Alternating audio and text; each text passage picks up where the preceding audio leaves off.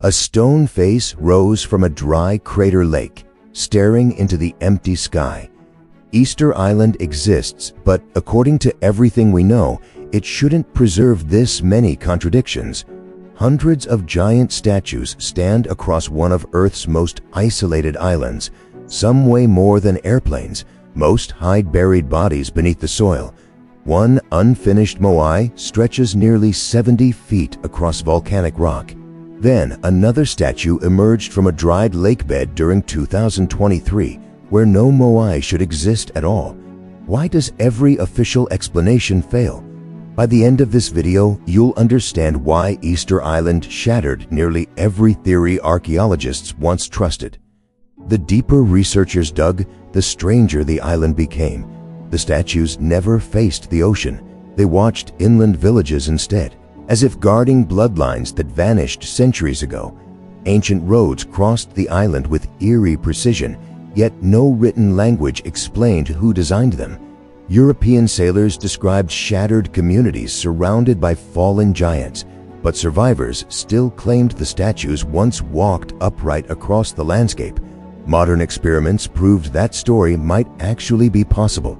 That changed everything. If these people moved 200 tons of stone without wheels, what knowledge disappeared before outsiders arrived? Long before the statues appeared, Polynesian navigators crossed thousands of miles of open Pacific using stars, currents, burns, and memory alone. Around 400 to 800 AD, one group reached a volcanic island farther from civilization than almost anywhere on Earth. The land held few trees, dangerous cliffs, and no rivers. Storms could isolate entire communities for weeks. Still, they stayed. They carried seeds, chickens, beliefs, and a strict social hierarchy led by sacred chiefs called ariki. Survival demanded absolute cooperation. Families built stone gardens to trap moisture against brutal winds, while clans divided the island into territories guarded by ancestral authority. Over time, another belief emerged. Ancestors still watched the living, and somehow stone could carry that power. Around the 11th century, Moai construction exploded across the island. Multiple clans carved statues simultaneously inside the volcanic quarry of Rano Raraku. Faces emerged first from the mountain walls, then torsos appeared beneath layers of ash and dust. Most outsiders once believed the statues ended at the neck. Excavations later revealed full buried bodies covered with symbols and carvings. The famous heads concealed complete figures underground for centuries. As generations passed, the statues grew larger and increasingly impossible. One unfinished moai measured nearly 70 feet and weighed around 200 tons before workers suddenly abandoned it. Nobody knows why. The quarry itself looked frozen in time, filled with half-carved faces staring outward from volcanic slopes like a civilization interrupted mid-sentence. Researchers once believed islanders dragged statues horizontally using logs. That theory fueled stories about ecological collapse and self-destruction.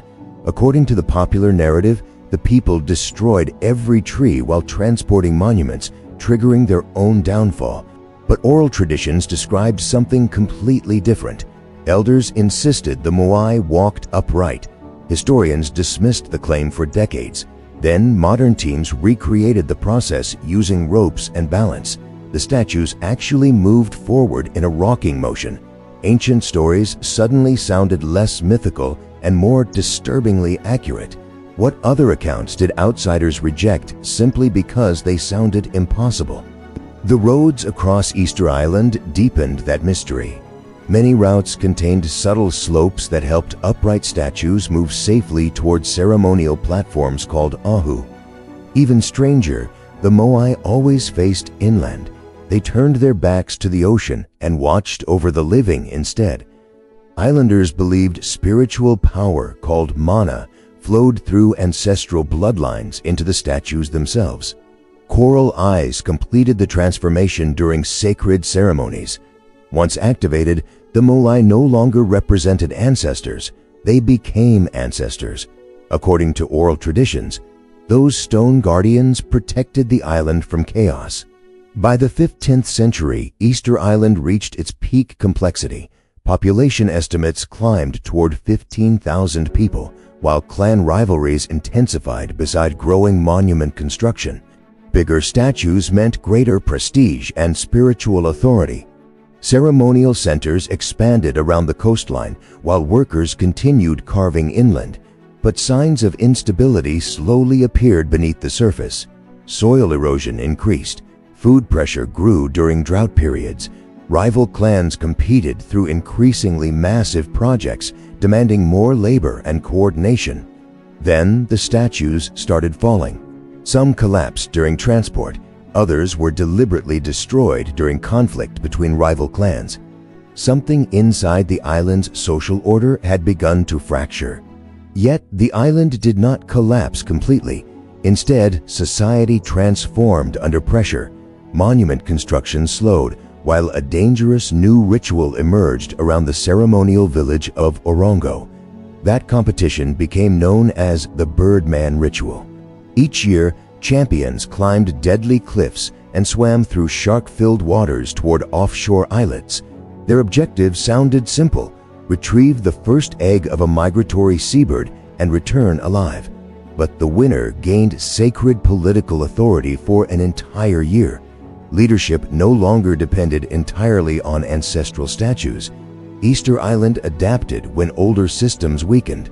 The people were not passive victims waiting for extinction. They were restructuring power while the outside world still knew nothing about them. Then Europe arrived. On Easter Sunday in 1722, Dutch explorer Jacob Roggeveen reached the island after crossing the Pacific. His crew encountered scattered communities living among towering stone figures. Roughly 3,000 survivors remained, according to early accounts. Islanders approached the ships with curiosity rather than fear, but misunderstandings escalated quickly. Violence erupted during the first encounter, leaving several islanders dead. Easter Island's isolation had finally broken. From that moment forward, outside contact accelerated the island's destruction. Later expeditions described a society weakened but still functioning. Explorers recorded ceremonies, agriculture, and social organizations surviving despite instability. Yet Europeans became obsessed with collapse narratives. The image of a civilization destroying itself carried irresistible moral lessons about greed and environmental ruin. But reality proved far more complicated. Easter Island suffered internal conflict, yes, but its greatest catastrophe arrived from beyond the horizon.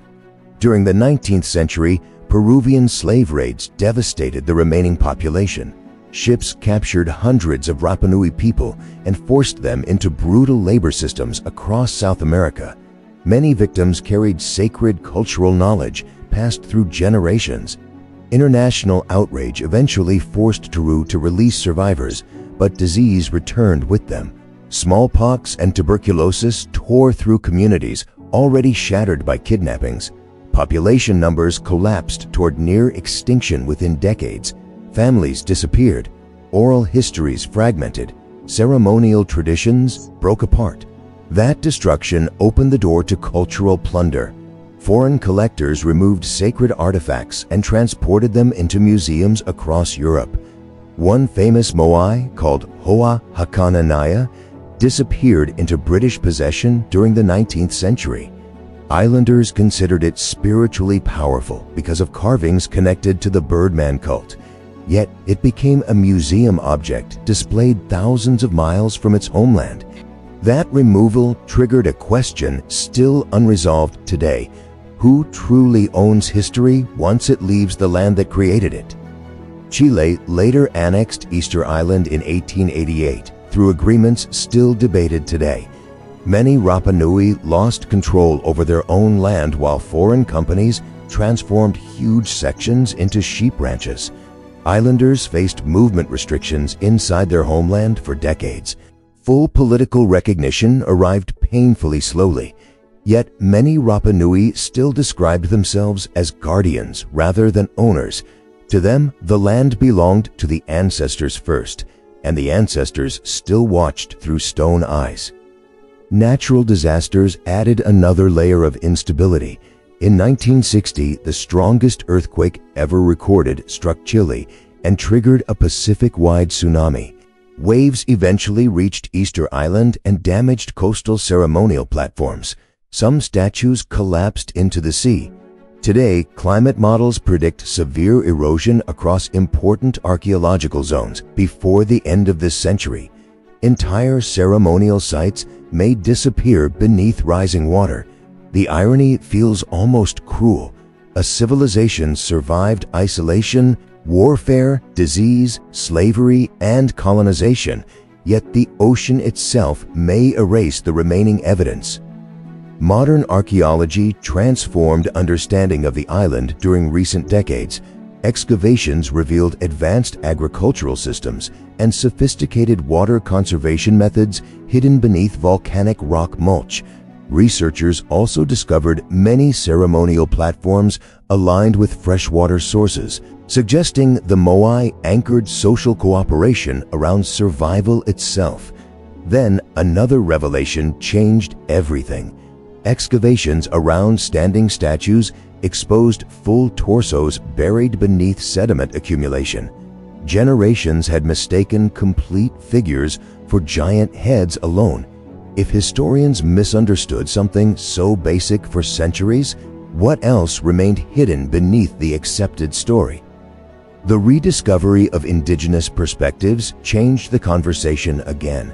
Rapanui activists demanded greater authority over archaeology, tourism, and sacred lands. Oral traditions regained importance inside academic discussions once dismissed by researchers. Stories about walking statues no longer sounded absurd after physical demonstration proved possible. Yet tension remained between scientific curiosity and cultural protection. Some sacred areas restricted excavation completely. Elders insisted certain mysteries belonged to the ancestors alone. In 2022, one Moai finally returned home after more than a century away. The statue, called Moai Tau, traveled back from Santiago following years of negotiations. For many Rapanui, the return represented more than cultural restitution. It restored part of a spiritual balance broken through generations of removal and displacement. But the celebration immediately triggered harder questions. If one statue could return, why not the others displayed across Europe and beyond? Then came the discovery nobody expected. During 2023, drought conditions dried part of a crater lake near Rano Raraku. As water levels receded, a stone face emerged from the mud. Archaeologists confirmed it was a previously unknown Moai lying inside the crater bed itself. The statue faced upward toward the sky instead of inland villages. No historical record mentioned its existence. The surrounding lagoon once reached depths around 3 meters. Researchers immediately confronted a disturbing question. How did a massive statue end up inside a crater lake where no transportation route should logically exist? Some researchers proposed landslides or ancient environmental changes buried the statue over centuries. Others suggested ceremonial placement connected to rituals still poorly understood. Local elders resisted removal efforts and demanded respect for the site. The disagreement exposed the deeper conflict surrounding Easter Island. Archaeology seeks explanations. Indigenous memory seeks continuity. Sometimes those goals overlap. Sometimes they collide directly. That tension still defines the island. Modern scanning technologies continue uncovering hidden pathways, buried foundations, and incomplete construction zones invisible from the surface. Fringe theories claim extraterrestrials built the statues, but the real story may feel even stranger. Human beings accomplished these feats using memory, cooperation, and belief systems outsiders repeatedly underestimated. Every generation reinterprets Easter Island through its own fears. Environmentalists see ecological collapse. Colonial historians see exploitation. Indigenous communities see ancestors still connected to the land despite centuries of disruption. The strangest part may be this: Easter Island never truly disappeared. Outsiders created that illusion because ruined monuments fit a powerful story about fallen civilizations. But the Rapanui survived. Their language survived. Their ceremonies survived in altered forms despite everything that happened after 1722. The island's greatest mystery may not involve moving statues at all. It may involve why the world became so eager to describe these people as vanished, while their descendants still stand beside the monuments today. And somewhere across that isolated volcanic landscape, another buried face may already be waiting for the ground to move again.